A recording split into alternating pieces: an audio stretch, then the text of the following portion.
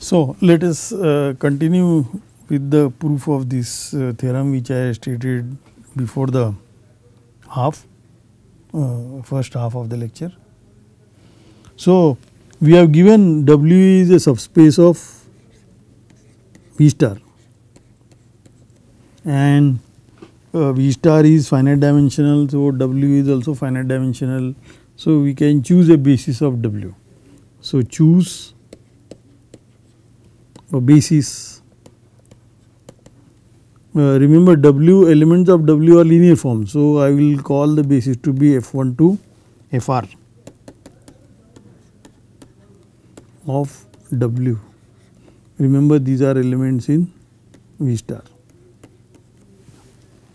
And by definition of W perp, then W not perp, W left circle, these are all those vectors in V which vanish on all linear forms in W. So, therefore, this is nothing but the intersection of H1 intersection HR, where HI is the hyperplane corresponding to this linear form Fi, that is HI is the kernel of Fi. I is from 1 to R. These are hyperplanes in V. Therefore, we have a codimension formula. Therefore,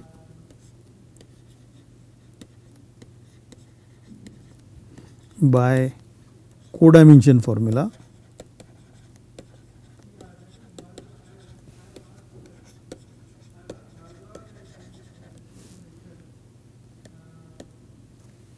codimension of codim left circle W in V is smaller or equal to the sum of the codimensions. I is from 1 to R, codim HI in V, but this is codimension of each one of them is 1 because HIs are hyperplanes. So, therefore, this number is R, which is dimension W. So, that was the statement. No, yeah, that was so R is the okay. So, I just want to show you the statement what we want to prove. So, we wanted to prove was dimension W equal to codimension this, and what we proved is codimension of left circle W is smaller or equal to codimension W. So, I have to prove the reverse inequality. So, to prove the reverse inequality,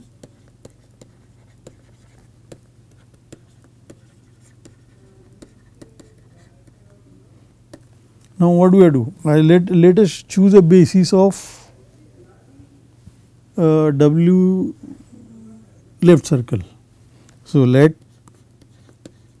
will call it V S plus 1 to Vn in left circle W be a basis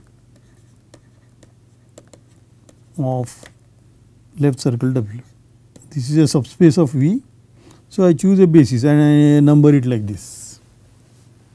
And what will I do? There is only one way you can do. You can choose a basis and extend to a basis.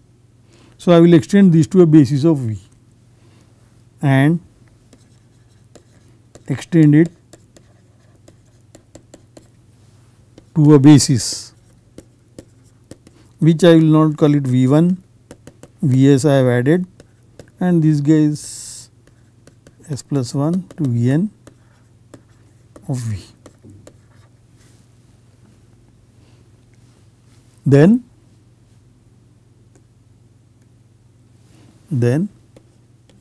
what we just proved above, every linear form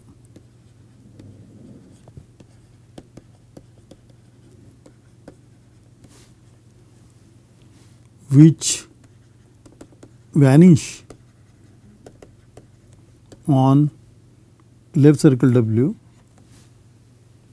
is a linear combination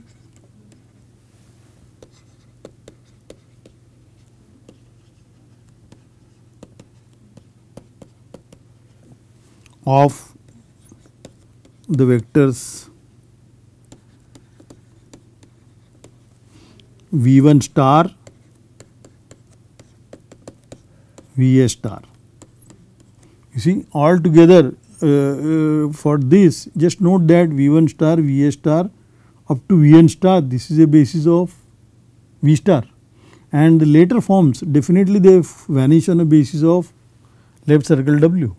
So, therefore, they will not contribute anything in the linear combination. So, therefore, every linear form which vanish on left circle W is a linear combination of these vectors. This is a part of the dual basis V1 star, Vs star, Vs plus 1 star, Vn star corresponding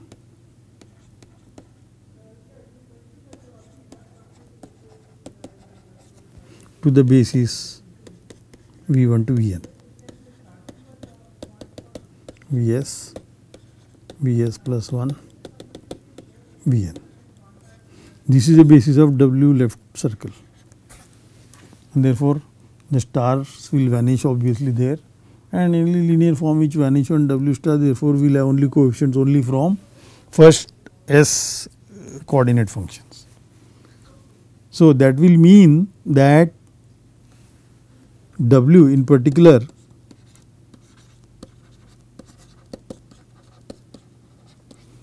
the W has to be contained in the subspace spanned by V1 star plus K Va star. But that will mean the dimension of W cannot exceed more than S, because these are linearly independent. So, W is a subspace here, and therefore, W has to have dimension less than equal to dimension of this space which is S, and this S is nothing but codimension of left circle W in V. So, these prove the other inclusion,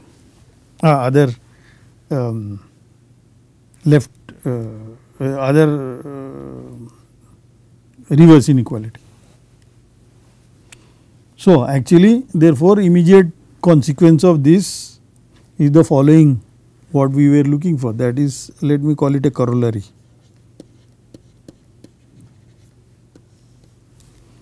So, let W contain in dual subspace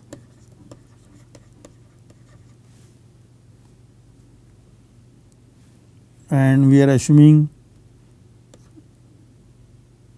V and hence V star are finite dimensional.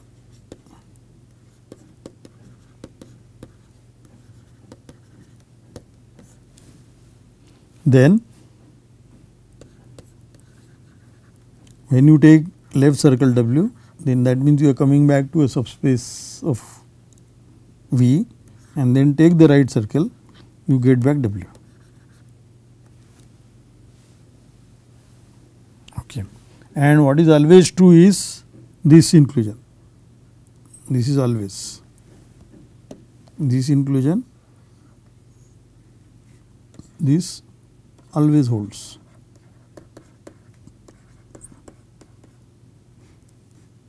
Without any finite dimensional assumption. So, let us indicate the proof. Proof, as I said, W contained in left circle W, this is always without finite dimensional assumption. Therefore, I want to show the equality, I will show the other inclusion. So, to show left circle W and then right circle W is contained in W.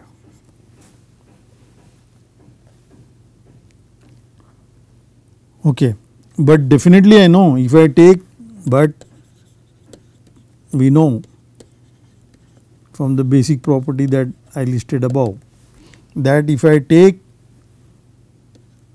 left circles,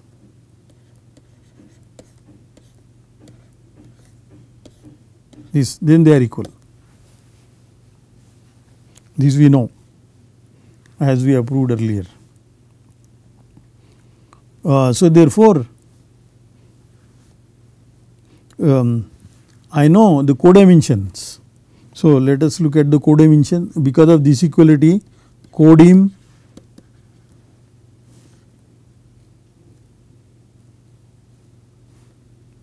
codim or dim, first let us take dim,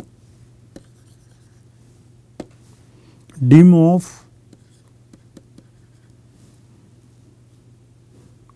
left circle W and then right circle W, this is equal to codim of there, because I want to apply, just let me show, I want to apply what just we proved, W equal to this codim, I want to apply this equality. So, this equal to codim 0 then 0 W this in, this is in V equal to codim, remove this. So, this is left circle W in V which is dim W. You see this guy in V, this guy is also in V. So, I am applying the earlier theorem to once to this and once to this. This is a subspace. So, I am applying one to this and one to this. So, that is, so I get codim of this equal to dim of this, no, dimension of this equal to dimension of this. But then see, one is a subspace of the other and their dimensions are equal, I showed. So, therefore, equality holds here, this implies equality here. That is what we wanted to prove. Okay, so, let us, I want to note one very important example which is used by physicists. This is called also Lagrange multipliers.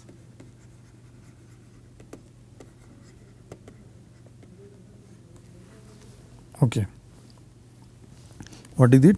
If you have, suppose you have n linear forms f1 to fn, be linear forms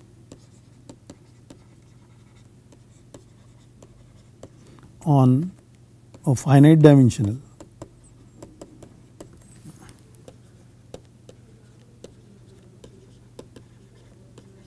K vector space V.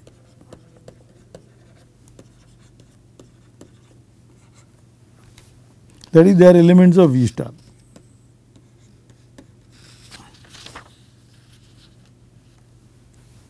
And let us take W and let W be a subspace generated by these linear forms Kf1 plus Kfn.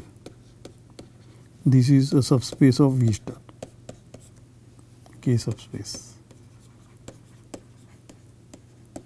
generated by f1 to fn. This one.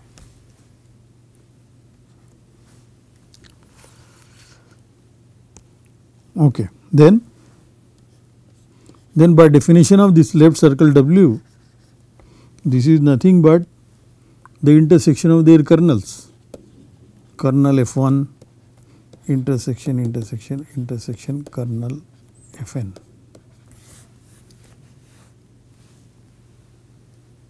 So which is also written sometimes as, this is the common solutions of these equations F1. Think of linear forms as equations. So this is F1 equal to F2 equal to Fn equal to 0. And this is a subspace of V, K subspace.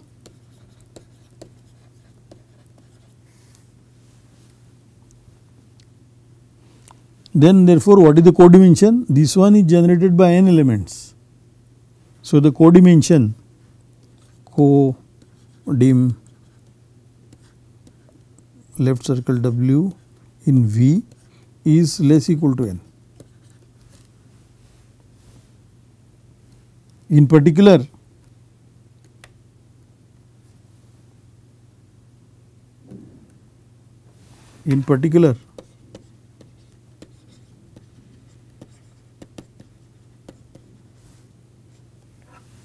when are they linearly independent? F1 to Fn are linearly independent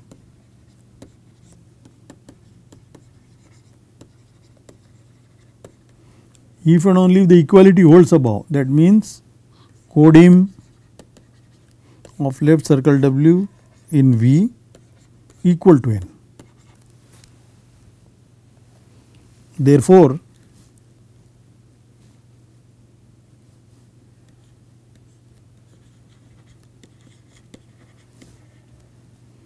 n linear forms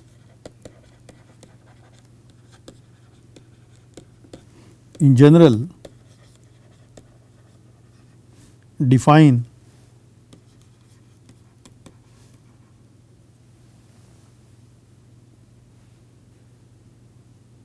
if they are linearly independent. If they are linearly independent,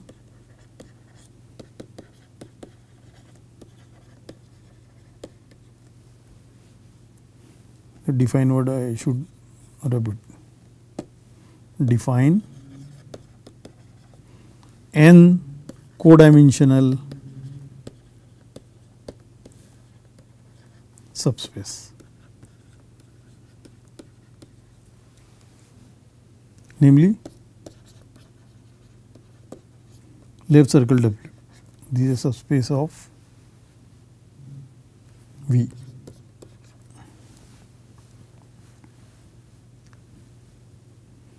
Okay. And what we just proved above, that every linear form F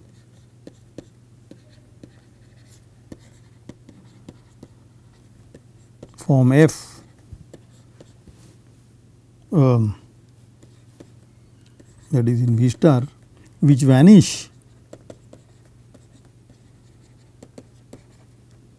on this left circle W, should therefore be a combination, is a linear combination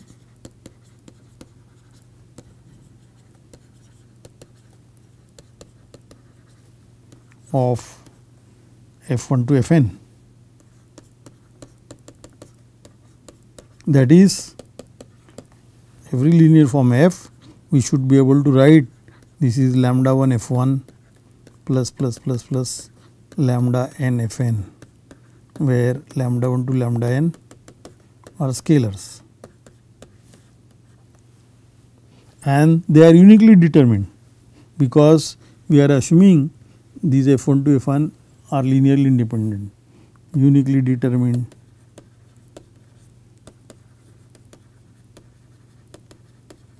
since F1 to Fn are linearly independent.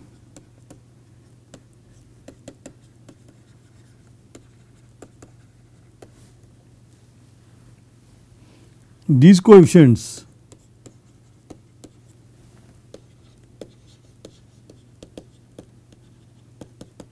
lambda 1 to lambda n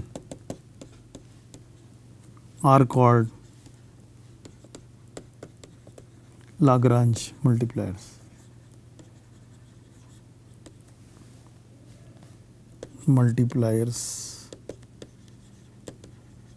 Of f because they are uniquely determined by f. So, therefore,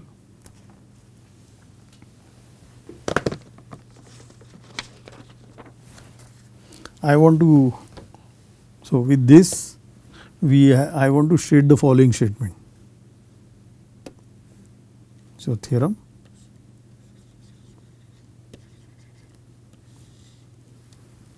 again I will assume V is finite dimensional. So, assume that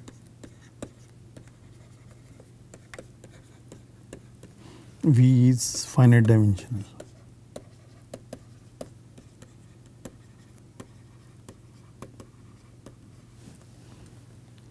And W1, W2 are two subspaces of V star, K subspaces. As I said in the beginning last lecture that normally this correspondence work very well when you assume V is finite dimensional, because then V star is also finite dimensional. In case V is not finite dimensional, then V star becomes bigger than V, and therefore this correspondence will not have a good behavior. But if you restrict to finite dimensional subspaces, then it will still give some partial results. So, then W1 contained in W2 if and only if left circle W1 contains left circle W2. This is the analog. You see, the first theorem today I proved in the beginning was such a theorem for subspaces of V, but when you go to V star, that statement is no more true. So, we have to assume a finite dimensional. So, in particular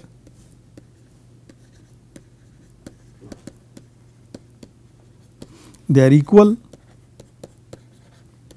if and only if the left circles are equal.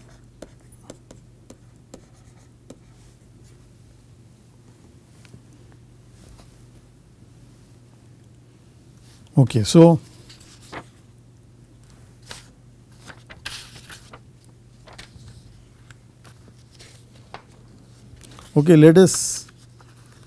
let me also consider a double dual. So, let us go to the next page. So, now let us write it as an example.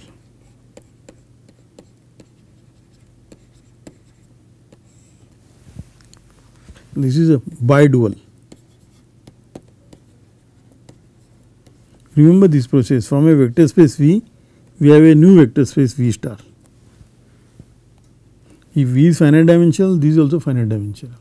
Then we can do the same process again, that is V star star, which I will denote by V double star. This is called bidual of V, which is a dual of the dual space V star.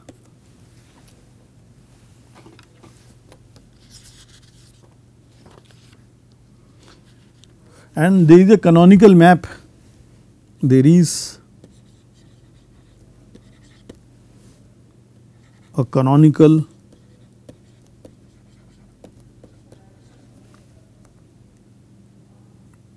homomorphism of vector spaces from V to V double star. There is no map from V to V star canonically, but V to V double star there is a Canonical map. What is the map? That map I am going to denote by sigma v, sigma suffix v.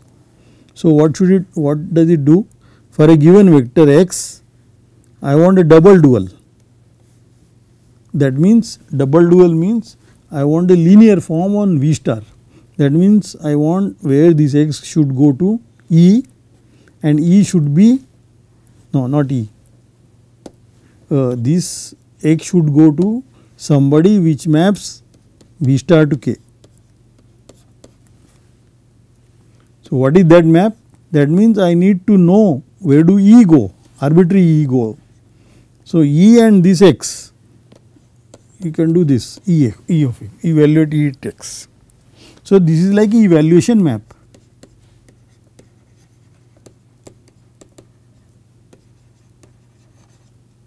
It is called evaluation map. It evaluates a linear form on the given vector. Okay. So let us write down what is the kernel of this. So the kernel of sigma v is by definition all those vectors x in V such that it goes to 0. That means every linear form should vanish on x. So that means E of x should be 0 for every E in V star. But that is precisely the definition of V star left circle. Recall if W were a subspace of V star, W left circle was all those elements, all those vectors in V which vanish on the linear forms on W. So this is nothing but left circle of V star. But what is this? This is definitely 0,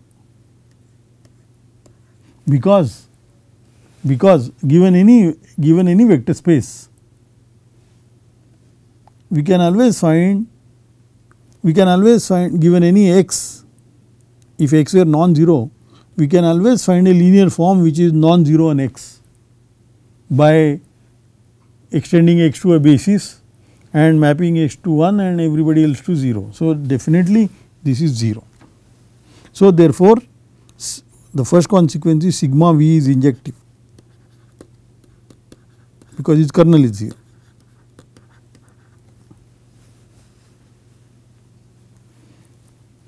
Moreover, if V is finite dimensional,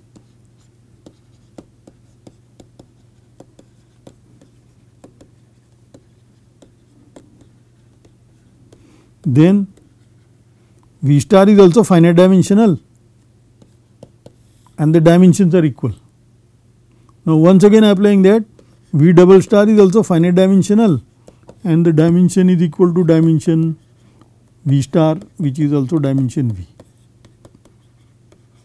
So the linear map sigma V was from V to V double star,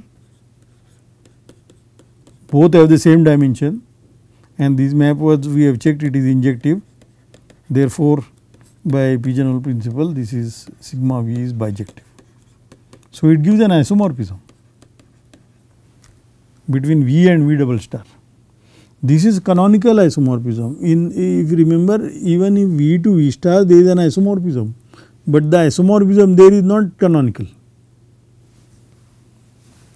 Okay, this was the finite dimensional case. If V is not finite dimensional,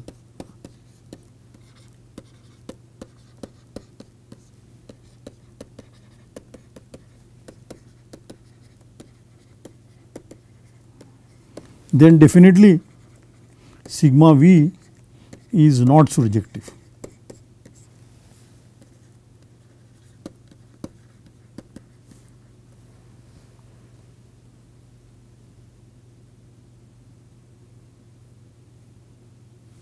This example I would write in, is given in exercises or supplements.